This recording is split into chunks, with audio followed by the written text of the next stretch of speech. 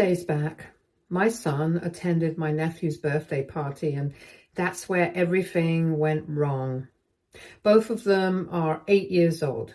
They go to the same school, and a bunch of their friends were at this party. Before the party, he had been feeling a little under the weather, so I had asked him several times if he really wanted to go. But he had insisted that he felt fine enough to go. And that's why I let him, because he wasn't looking too bad, just a little tired. I figured that being with his friends would make him feel better, so I dropped him off at my sister's place. Then I went out to run some errands and catch a movie with my wife. In the meantime, for almost 3 hours, I kept trying to reach my sister to ask if my son was doing all right. I had informed her already that he had not been feeling the best before the party, so I would probably call to check up on him. But every time I called, she would just ignore me and the phone kept ringing. I even texted my son on the emergency phone that he has, but later on, I found out that it had been confiscated by my sister at the beginning of the party itself, because apparently she has this strict no-screen policy in her house. And even when he started feeling very sick and wanted his phone back to call me, she declined. After almost 3 hours, when I was still not able to reach him, my wife and I started feeling a bit iffy about whatever was going on. And since it was getting late, we decided to just drop by and pick him up. When we showed up at the house, people had already started leaving. And when we entered, there were just a few kids left. Surprisingly, our son was not in the living room with the rest of the kids. And when I asked my sister, she started looking very embarrassed all of a sudden. She asked both of us to stay in the living room and she would go and get him. But I realized that there was something very fishy going on, because why would my son not be in the living room with the rest of the kids? So I followed her, even though she insisted that I should just stay in the living room. But I went after her with my wife, and while we were walking, she started explaining that during the party, my son had apparently started feeling very sick and wanted to call me. But she didn't believe him. She thought that he was just putting it on and seeking attention, because that's what kids do. So when he started insisting and nagging her, she got a bit upset with him and put him in timeout in the basement, because she thought that he was going to ruin her son's birthday party that she had been planning for weeks. She didn't let him call me, and neither did she pick up my calls herself, because she was too busy with the party. And until we showed up, she had totally forgotten about him, so that's why she had been looking so uneasy. Naturally, I lost my calm while she explained everything, and I made her rush to the basement so she could open up and we could check on my son. Thankfully, he's all right now, but when we found him, he was sniffling constantly, shivering, and almost on the verge of unconsciousness. And he had even vomited on the floor of the basement a bunch of times. We wasted no time in rushing him to the nearby hospital ER, because even if there was nothing seriously wrong with him, we couldn't take that chance. My sister decided to get into her car and drive behind us, leaving her husband in charge of the other guests. We had left through the kitchen door because I didn't have any time for questions, and even though I had asked my sister not to come to the hospital with us since she was the last person I wanted to see, she still came along. While we were in the waiting area, she constantly kept apologizing to both of us, but we just ignored her. After a while the doctor was checking up on our son, I realized that my dad had shown up in the ER as well, along with my brother-in-law. The two of them asked us what was going on. Apparently, my sister hadn't even told them what was happening, but had informed her husband that she was in the hospital. After all the guests had left, they showed up, and my sister was about to tell them that everything was fine, But I went ahead full steam and told both of them what exactly had happened. I was very angry. I couldn't care less about how she came off in this incident. And naturally, both my father and her husband were horrified. Apparently, she had lied to all the guests, telling them that my son had left through the kitchen exit and I had picked him up because he was feeling slightly under the weather. But it was nothing serious and nobody had to worry about him. And that seemed like a reasonable explanation. So nobody even suspected anything because obviously what she had done was extremely crazy and it wouldn't have occurred to anyone. After I told them the truth, my brother-in-law started fighting with her and calling her crazy and all that. But my husband just went quiet for a couple of minutes and then he just turned to my sister and he told her that he had been considering setting up a trust fund for both of us and our future. But now he would only be leaving everything to me and the grandkids. She wouldn't receive anything and he would make sure of it. All of us were a bit shocked by this sudden declaration. And within a few seconds, my sister started crying, but nobody sympathized with her. Now it's been a couple of days and my son is doing much better, but he's still a little traumatized. So we're working on that by spending as much time as we can with him. In the past few days, though, my sister has also been begging me to fix everything and try to talk to our father because she thinks that this is way too harsh of a punishment for what she did. Even her husband is not talking to her right now and is actively keeping their kid away from her. She has apologized at least a gazillion times by now, but I honestly don't care. She already did something horrible and she can't take it back. But in the back of my mind, I also feel a little weird about the fact that my dad has decided to cut her out of the trust fund because originally he had only named his 2 grandkids and both of us were fine with it. But now I'm included in it as well and I'm the new beneficiary and I don't know. It just feels weird and I'm finding it hard to wrap my head around it. So basically, what I want to know is WIBTA for letting my dad name me as a trust fund beneficiary along with his grandkids and leave my sister out of this for what she did. Hey everyone, first of all, thank you so much for all the comments. My son is doing perfectly fine now and we are very grateful that so many people seem to care about him. We're also very thankful for all the concern and support that has been shown to us in the comments. It's really sweet of you guys. Anyway, coming to what's been happening recently, I have decided to block my sister. It's been a week since the party now, and I think she should just count herself lucky that we have decided not to pursue any sort of legal action against her or report her for this, because I think we could very well do that.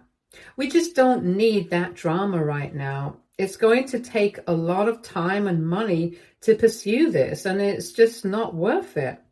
We have been throwing around the idea of reporting her to CPS, but that's only been a recent development. The reason I did not mention it in my previous post was because, honestly, we were not even thinking about what to do about her. I was mostly just focused on my son and on the whole trust fund situation. It didn't even occur to me that I might have to report her and stuff, but I think it's a good idea to do that because she has a son herself. She sometimes has other kids over, and I really don't think that it's a good idea for her to have that going on right now. It's clear that there's something wrong with her at the moment. I don't know what it is, but normal people don't behave like this. So if I do report her to CPS, maybe they will suggest counseling or something, and she will be able to deal with her things better in the future. In the long run, it'll be good for her. Also, a couple of people were asking me why I hadn't just blocked her in the beginning itself. Why was I letting her text me in the first place? Honestly, it was just a moment of weakness for me. After our mother passed away a few years ago, my dad, my sister, and I had become a very close-knit unit. And that's why I trusted her enough to leave my son with her at the birthday party and take off with my wife for the evening. If I hadn't trusted her, I would have spent the entire evening with them, because I usually don't let my son spend time at anybody's house for hours without thinking it through. We have been very close for the past few years. So I was finding it a bit difficult to block her, especially when she was going through all this in her personal life as well. I am a father, but I'm also her brother, so I was feeling kind of sad for her, while I was also feeling angry about what she had done to my son. So there were just a lot of conflicting feelings, and I felt very lost, so I hadn't blocked her yet. But now, I don't think I need to entertain any of this. I don't even need to feel bad for her, even if it was an honest mistake. It's just not one that people can afford to make with kids. These things can leave people scarred for life, and if she doesn't have the common sense to understand that, then maybe she shouldn't be having kids over at her house in the first place. Anyway, I'm going to speak to my dad today, and then we might report her to CPS. It won't be easy, but I seriously feel like this has to be done, because what she did was really irresponsible and a horrible thing to do to anybody at all, not just a 7-year-old kid. And I can't let this go just because she's my sister. I probably wouldn't even have thought about reporting them twice had it been anybody else in her place. But only for her sake, we have been giving her the benefit of the doubt. Unfortunately, I don't think this is a situation where apologies can cut it. So it has been a couple of hours since my last update, and my wife and I just had dinner with my dad. We brought the topic up with him that we had been discussing the idea of reporting my sister to CPS. I didn't know how he would react to that, because at the end of the day, she is still his daughter, and he might be upset with her, but I don't know if he would be okay with something like this, because it's really serious. He thought about it for a while. I thought he was going to advise us against this, but in the end, he told us that we should do what we think is right. And if we think that we should report her to CPS, then by all means, we should go ahead. He was very frank about the whole situation and told us that even in the past, he had caught my sister being short with her own child many times. Most of the time, she would be very nice and calm, but sometimes she would just lose it over something very small and insignificant when he was over. And then her son would cry, and she would try to make it up to him, but it was clear that she had a few issues controlling her temper. With my son, it just got really ugly, and he had advised her several times to get some counseling, go to parenting classes, and just find a healthier way to deal with her, because honestly, kids are going to be kids. Kids are going to screw up all the time. They're going to make a lot of mistakes, and they will not be perfect and easy to deal with. But as parents, we can't afford to make them feel bad and scare them all the time. She said she would do something about it, but she never did. And after this incident, my dad decided that it was enough, and he told us that he should have brought it up with her in a more serious way, but he never thought that things would come to something like this. I don't even blame him, because I don't think anybody could have thought that he would do something like this. We don't even assume that people can be capable of stuff like this until they do something like that. Anyway, the bottom line was that my dad told me to go ahead, and he thought that since our child who had to go through something like this, it should be our decision entirely, and it was not even necessary to ask for advice on it. But of course, there is going to be an investigation, and if he has asked anything, he's going to be truthful about everything. So that was a relief. And I really hope that my sister cooperates with CPS, because that way she'll be let off easy. And I'd honestly say that's the goal here. I don't want her to get in trouble. I just want her to be better and learn something from this. I also spoke to my father about the trust fund. I told him that I had been feeling a bit uneasy about it since I knew that originally it was intended just for the grandkids. But he told me that he had been thinking about adding me and my sister as beneficiaries as well for a while now, and he had been planning on surprising us with that information on Christmas. His business has been doing very well, and he ends up saving a lot of money because he has a pretty modest lifestyle and doesn't need much. So he thinks that it's fair enough for me to be added as a beneficiary, and since it's his money, nobody can tell him what to do. Even if my sister does think it's unfair, she's just going to have to deal with it. Because the fact remains that what she did on the day of the party was simply not acceptable. My father also pointed out the fact that it's not like she's not going to be able to survive on the money that she makes right now. She's a working woman. Even her husband works, and they make a decent amount of money together. So she's going to be just fine, and he's going to be around for quite a while, so it's not like I'm going to be getting the money from the trust fund anytime soon, since he is in pretty good health. That's going to happen way into the future, and I don't need to worry about it right now. After speaking to him about it, I feel a lot better, and I don't feel that guilty anymore. And I really don't think that I had to feel guilty in the first place. It's not like I was doing anything wrong. I didn't coerce or force my father to do something like that.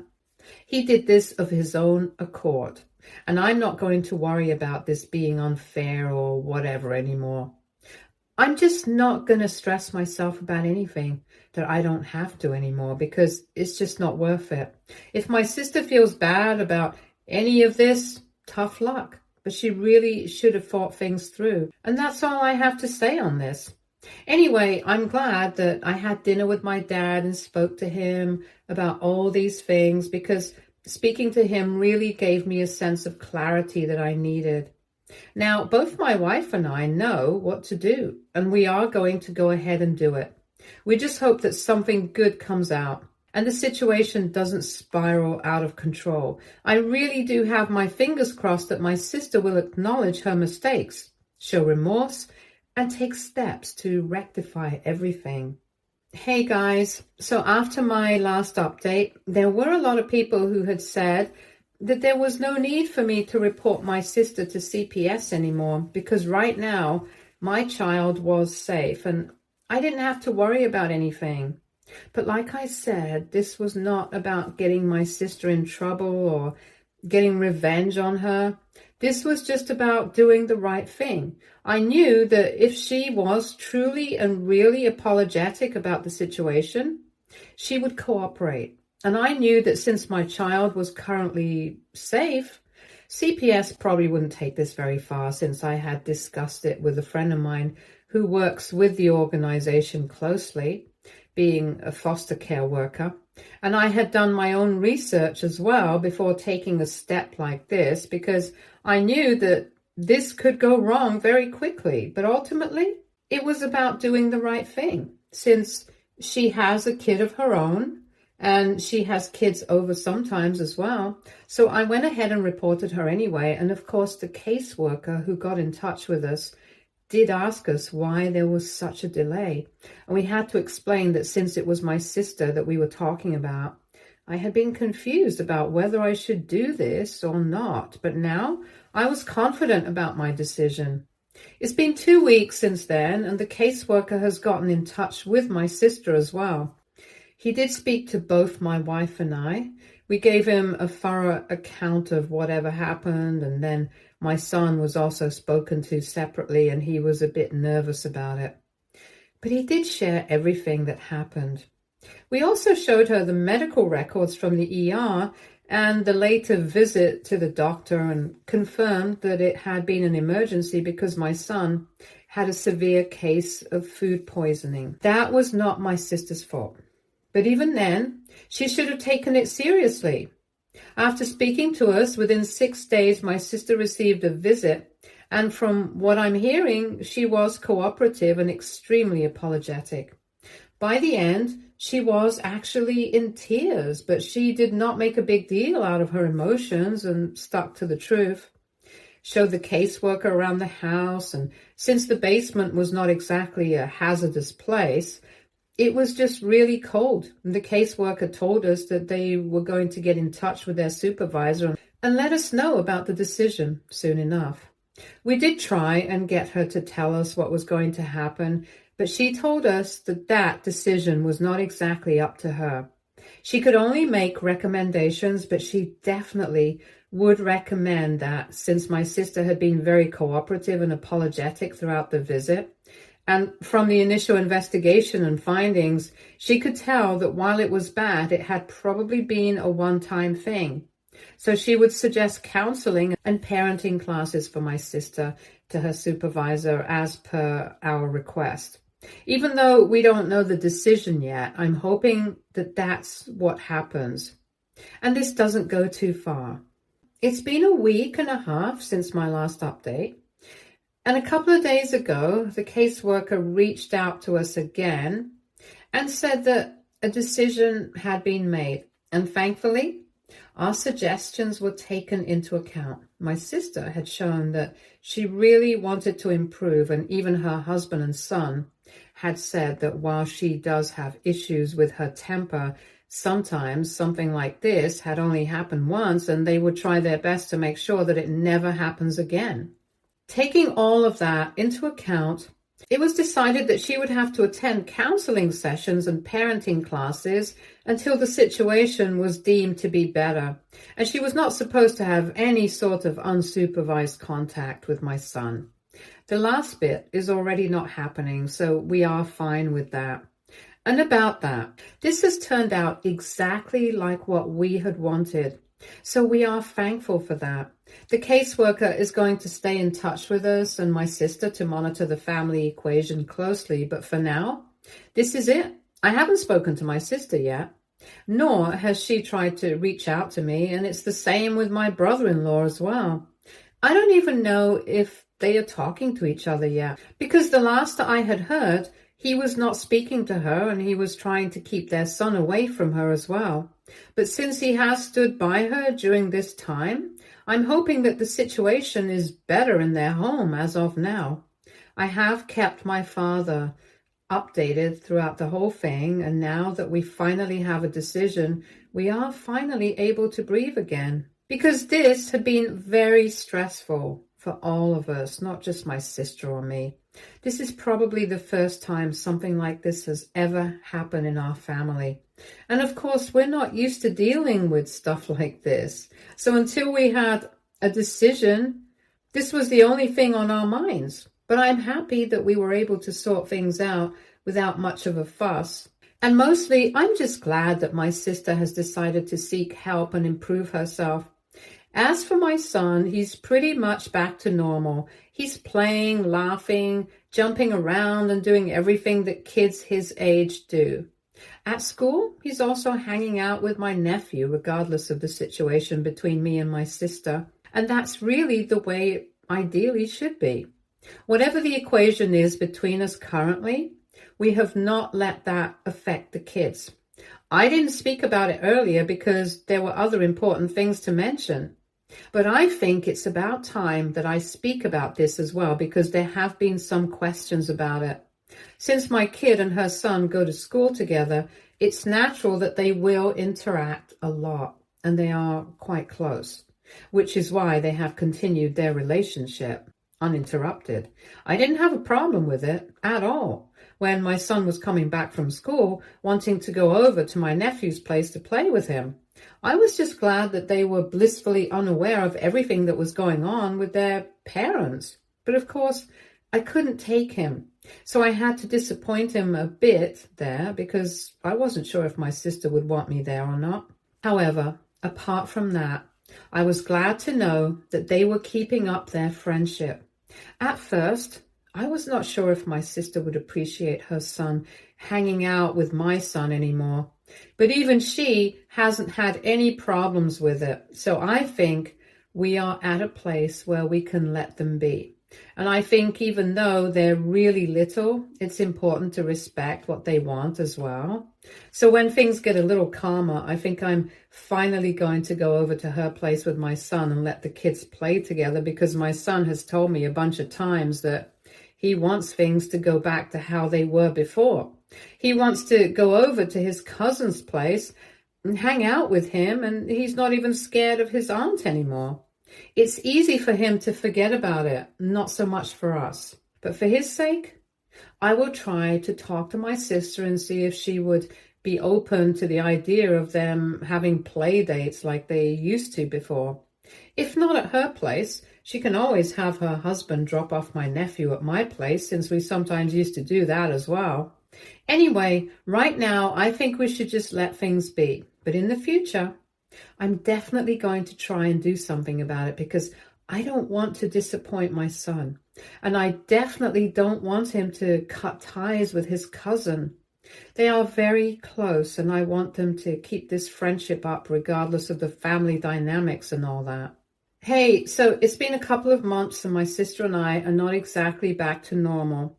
But I did speak to her about our children, and we have resumed our dates. Of course, she still doesn't have any unsupervised contact with my son, just like the caseworker had suggested. And we are making sure of it. She's also attending counseling sessions and parenting classes and trying to bring her temper under control. She's also told me that she wasn't very happy when she found out that I had reported her to CPS, even though she had apologized to me. But she could understand why I did so, and she doesn't think things can go back to normal between us. But she's still going to try for the sake of our kids, and I agree with her. I really don't think that things can go back to how they used to be, but for the sake of our kids, we are definitely going to try. She and her husband are also attending marriage counseling. My brother-in-law and I are on speaking terms again, so he told me about it and said that in the beginning, he had been very upset with her. He didn't want to talk to her or even let her around his son. But with time, he realized that this kind of silent treatment behavior is only going to hurt the family. So he decided to deal with it. And since he doesn't want to get a divorce, they have decided to try and work things out. As of now, things are going well for them, and I really do feel happy for them. My father and sister have still not spoken to each other yet. He refuses to talk to her first, and she refuses to acknowledge his existence. I don't know what's going to happen there, but like I said, I'm not going to worry myself about anything that's not directly my concern. They are both adults. So if they want to work it out, they will do so. For now, I'm just grateful that things in the family are working out. Stay tuned for more stories from our girl relationships.